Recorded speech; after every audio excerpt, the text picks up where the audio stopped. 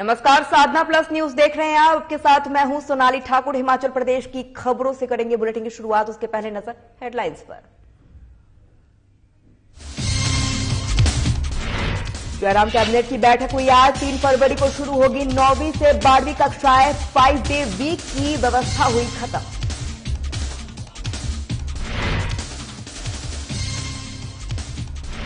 पुरानी पेंशन को लेकर संघर्ष कर रहे कर्मचारी सरकार से अनूठे तरीके से की मांग। गाना लॉन्च कर बयान किया पीड़ा।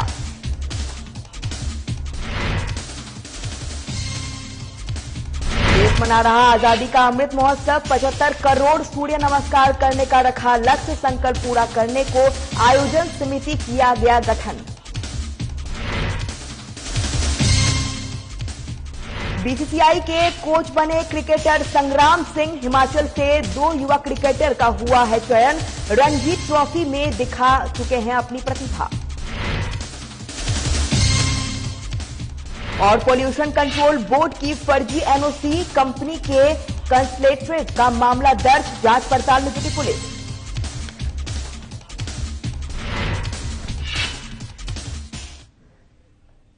मुख्यमंत्री जयराम ठाकुर की अध्यक्षता में सोमवार को राज्य सचिवालय में कैबिनेट बैठक हुई है, जिसमें मुख्यमंत्री ने कई अहम फैसले लिए हैं। आपको बता दें कि प्रदेश में सरकार ने कोरोना पाबंदियों की ढील दी है और अब सभी सरकारी कार्यालय 100% के साथ सप्ताह में 6 दिन खुलेंगे। वहीं इसके साथ ही सामाजिक और धार्मिक कार्यक्रमों में लोगों की तय संख्या में भी राहत दी गई है। वहीं मंत्रिमंडल की बैठक में फैसला लिया गया है कि प्रदेश में आउटडोर में भी किसी भी प्रकार का आयोजन में 500 लोग शामिल हो सकेंगे, जबकि इंडोर में 250 लोग शामिल हो सकेंगे।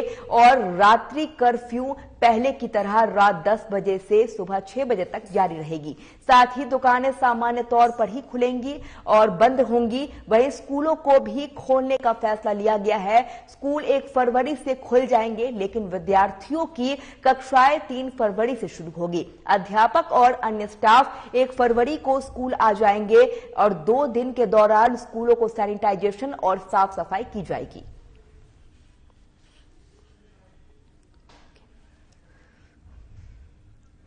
न्यू पेंशन स्कीम कर्मचारी महासंघ काफी समय से पुरानी पेंशन बहाली की मांग को लेकर संघर्ष कर रहे हैं। वहीं संघ के अध्यक्ष प्रदीप ठाकुर ने बताया है कि बार बार मांग किए जाने के बावजूद भी सरकार ने इस संबंध में कोई कदम नहीं उठाया है, जिसके लिए संघ अब संघर्ष की राह में चल पड़ा है। उन्होंने बताया है कि अपनी मांग को लेकर आज एक गाना भी लॉन्च किया गया है, जिसमें सरकार से मांग की गई है कि कर्मचारियों की पुरानी पेंशन बहाल की जाए, जिससे कर्मचारियों का बुढ़ापा सुरक्षित हो सके। साथ ही उन्होंने कहा है कि प्रदेश में न्यू पेंशन स्कीम के तहत लगभग 1.25 लाख कर्मचारी कार्यरत है।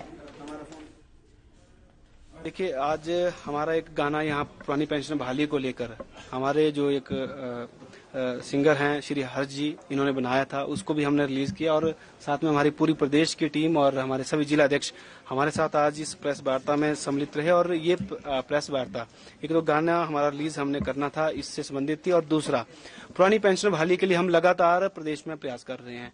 और हमारे प्रयास लगातार आप सबने भी देखे, सरकार ने भी माना कि हमने जो प्रयास किए हैं और सरकारियों की जो पीड़ा है वो सचमुच सही है। सरकार ने अपने जो मैनिफेस्टो जब इनका आया था तब इस बात को माना था, जब हमारी धर्मशाला में रैली हुई थी तब भी माना, और इसके लिए कमेटी गठन करने के लिए एक अधिसूचना भी की। लेकिन बड़े खेद का विषय है, 1.5 महीना हो गया, अभी तक सरकार के द्वारा जो है इस मांग पर कोई किसी भी तरह का अमल नहीं किया गया है, कोई कमेटी नहीं बनाई गई है। सरकार की तरफ से लेट लतीफी जो है हमें देखने को मिल रही है, और हम चाहते हैं कि ये फरवरी के महीने में हमारी पेंशन हर हाल में बहाल हो। देश की आजादी के 75वें अमृत महोत्सव के उपलक्ष्य में 75 करोड़ सूर्य नमस्कार करने का संकल्प किया गया है। इसी कड़ी में हिमाचल में भी 1 करोड़ सूर्य नमस्कार करने का संकल्प लिया गया है। आपको बता दें कि संकल्प में पूरा करने के लिए सूर्य नमस्कार महायज्ञ का आयोजन समिति हिमाचल प्रदेश का गठन किया गया है। समिति के नेतृत्व में हिमाचल में समाज के कई संगठन महायज्ञ में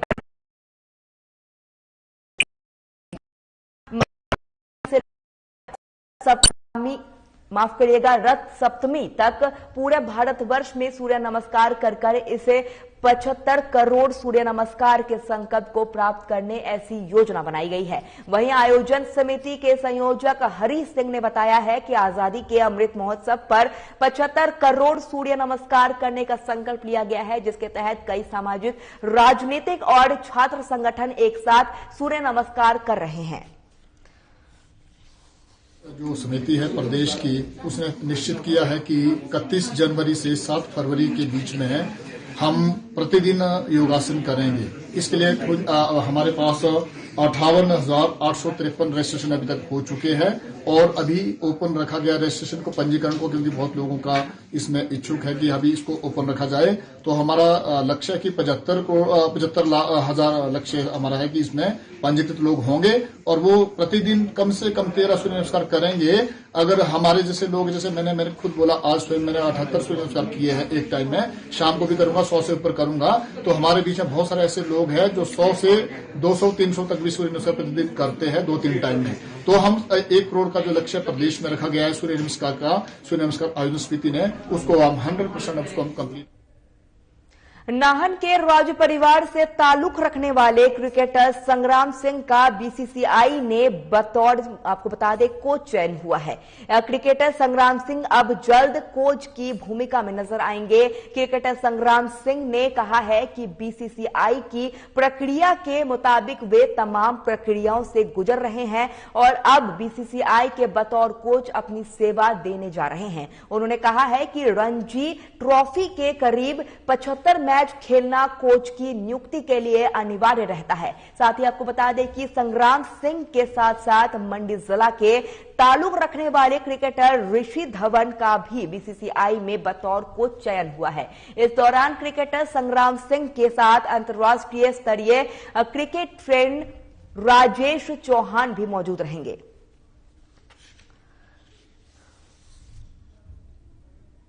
कोच बनने की वैसे तो आमतौर पे आप कोर्स करके एग्जाम दे सकते हैं, पर जिस हाइब्रिड लेवल 2 कोचिंग कोर्स में मुझे सेलेक्ट किया है बीसीसीआई ने, उसके लिए आपको कम से कम 75 4 दिवसीय मैच खेलने हैं रणजी ट्रॉफी के, और उसके बाद आप इस एलीट ग्रुप में शामिल हो सकते हैं। हिमाचल से 2 लड़के हुए हैं सेलेक्ट, एक मिस्टर ऋषि धवन जो कि मंडी से हैं, एक मैं जो सिरमौर से हूँ। और इसके बाद हमको ऑनलाइन क्लासेस के लिए उन्होंने प्रिपेयर किया था। 10 दिन की ऑनलाइन क्लासेस हुई थी। उसके बाद हमें बेंगलोर बुलाया था, जहाँ पे ऑन फील्ड क्लासेस हुई थी। जो हमें ऑनलाइन सिखाया गया था वो हमें वहाँ पे करना था, उनको दिखाना था। वहाँ पे राहुल द्रविड़ हमारे चीफ फैकल्टी थे, उसके साथ 7-8 और फैकल्टी मेंबर्स थे जो नेशनल क्रिकेट एकेडमी में हमको कोचिंग दे रहे थे। इतने साल हिमाचल के कैप्टन भी रहे और जो हिमाचल क्रिकेट का जो ट्रांजिशन हुआ इनके अंडर में एज ए प्लेयर, पहले बहुत पुराने टाइम में आपको याद रहता होगा कि हिमाचल इतना जीतता भी नहीं था और इतना कोई क्वालिटी नहीं था क्रिकेट का। जब से ये लोग आए, इनका एक ग्रुप बना, तो हिमाचल क्रिकेट का ग्रोथ डेवलपमेंट जो शुरू हुआ था इनका, जब अनुराग सर आए थे और संग्राम भाई थे साथ में, तो ये लोगों ने जीतना शुरू किया। संग्राम भाई ने 2 साल लगातार इंडिया के हाईएस्ट रन स्कोरर थे और इंडिया एक ही सीरीज में मैन ऑफ द सीरीज भी थे। तो जो इनका एक्सपीरियंस है, अब ये जो कोचिंग में ट्रांसफॉर्म करेंगे वो बहुत ही अच्छा है, क्योंकि हिमाचल में इतने कोचेज। प्रदेश के जिला कांगड़ा में तेजी से बढ़ते कोरोना संक्रमण के स्वास्थ्य विभाग की परेशानियों को बढ़ा दी गई है। जिले के सीएमओ डॉक्टर गुरदर्शन गुप्ता ने पत्रकारों से संबोधित करते हुए कहा है कि कोरोना के मामले बढ़ने के कारण जिला में पॉजिटिविटी रेट बढ़ गई है। स्वास्थ्य विभाग के आंकड़ों के अनुसार पिछले साल 29 दिसंबर को कोरोना का दर 1.2% थी, जो कि अब बढ़कर 15.94% को पहुंच गई है। वहीं उन्होंने कहा है कि जिला कांगड़ा में अभी तक कोरोना के 60,025 मामले सामने आए हैं। इनमें से 57,061 स्वस्थ हो चुके हैं और एक्टिव 1,739 केस है। अब तक कोरोना के 1,210 लोगों की मौत हो चुकी है। उन्होंने कहा है कि पिछले 29 दिसंबर को स्वास्थ्य विभाग के पास से कोरोना के 80 एक्टिव केस थे, जो अब बढ़कर 1,636 हो गए हैं। वहीं सीएमओ ने लोगों से अपील करते हुए कहा है कि अगर किसी भी व्यक्ति को खांसी, जुकाम जैसे लक्षण आते हैं तो वे तुरंत अपना कोरोना टेस्ट करवाएं। और जो न्यू म्यूटेंट है ओमिक्रॉन के जो नए केसेस रिपोर्ट हुए हैं और साथ में वैक्सीनेशन का क्या स्टेटस है और वे फॉरवर्ड क्या है। अभी तक हमारे पास लेबोरेटरी कंफर्म 9 केसेस ओमिक्रॉन की रिपोर्ट हुई है, जिसमें से एक जो था जिसमें हिस्ट्री है विदेशी यात्रा की। बाकी सारे के सारे जो 8 लोग हैं वो हमारे इंडिजिनस पॉपुलेशन से ही है।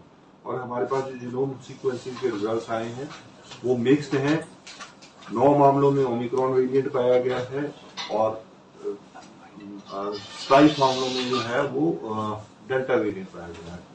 तो ये दर्शाता है कि हमारे कम्युनिटी में जो इस वक्त वायरस स्प्रेड हो रहा है वो मिक्स्ड इन्फेक्शन है।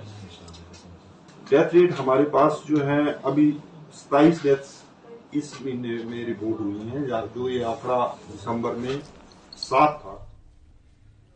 फर्जी साइन करके प्रदूषण बोर्ड की जाली एनओसी देने पर पुलिस ने आपको बता दें कि कंसल्टेंट के खिलाफ मामला दर्ज किया है। बता दें कि प्रदूषण बोर्ड जल और वायु के प्रदूषण की रोकथाम के लिए OCMMS के नाम पर ऑनलाइन पोर्टल बनाया गया है, जिसमें दस्तावेजों को डिजिटल रूप से हस्तांतरित कर वेबसाइट पर अपलोड कर दिया जाता है। कल ही हमारे पास रिपोर्ट हुआ है, पोल्यूशन कंट्रोल बोर्ड के ऑफिसर्स ने हमें रिपोर्ट किया है कि एक कंसल्टेंसी फर्म है साई रोड पे, आकाश कंसल्टेंसी फर्म, उसने एक किसी प्राइवेट फर्म को जो कि बटोली किला में स्थित है, हाइजीन एयरटेक प्राइवेट लिमिटेड, उनको कोई एनओसी जारी की है जो कि डिपार्टमेंट की तरफ से जाती है लेकिन जारी उन्होंने की है। तो उसके खिलाफ एक मामला रजिस्टर किया गया 420/46। हिमाचल प्रदेश में फिर से मौसम करवट बदलने वाला है। प्रदेश में 2 फरवरी से बारिश और बर्फबारी का दौर फिर से शुरू हो जाएगा। वहीं मौसम विभाग ने ऊपरी क्षेत्रों में बर्फबारी और निचले हिस्सों में बारिश की आशंका जताई है। साथ ही बताया है कि प्रदेश में 4 फरवरी तक मौसम खराब बना रहेगा। तो प्रदेश में जो वेदर मेनली ड्राई रहा है और जो अगर टेम्परेचर की बात करें, जो मिनिमम टेम्परेचर वो किलोंग में -8.5 डिग्री सेल्सियस रिकॉर्ड किया है, जो मैक्सिमम था पिछले 24 घंटे का बिलासपुर में 22 डिग्री सेल्सियस रिकॉर्ड किया गया है। अगर आने वाले 5 दिनों के फोरकास्ट की बात करें तो आज 31 तारीख और कल 1 तारीख को फरवरी की प्रदेश में मौसम मेनली ड्राई रहने की संभावना है। फिर 2 तारीख से प्रदेश में एक एक्टिव WD अप्रोच कर रहा है और जिसके चलते जो पूरे प्रदेश में ही मौसम खराब रहने की संभावना है 2 तारीख से। ये जो एक्टिव WD है ये 2 की रात से एक्टिव होगा और जिसके चलते 2, 3 और 4 तारीख तक मौसम प्रदेश में खराब रहेगा और इसके चलते जो प्लेन्स और जो लो हिल्स के डिस्ट्रिक्ट है वहां लाइट टू मॉडरेट रेनफॉल होने की संभावना है और जो मिड और हाईज के डिस्ट्रिक्ट है यहाँ पे मॉडरेट रेनफॉल और जो हाई रीचेज है वहां पे स्नोफॉल होने की भी संभावना है। तापमान की अगर बात करें तो अभी जो मैक्सिमम टेम्परेचर और जो मिनिमम टेम्परेचर सामान्य चल रहे हैं। पिछले 24 घंटों में जो मैक्सिमम टेम्परेचर हैं वो 1 से 2 डिग्री राइज में है। चलिए फिलहाल इस बुलेटिन में इतना ही। साधना प्लस न्यूज पर खबरों का सिलसिला लगातार रहेगा जारी। नमस्कार।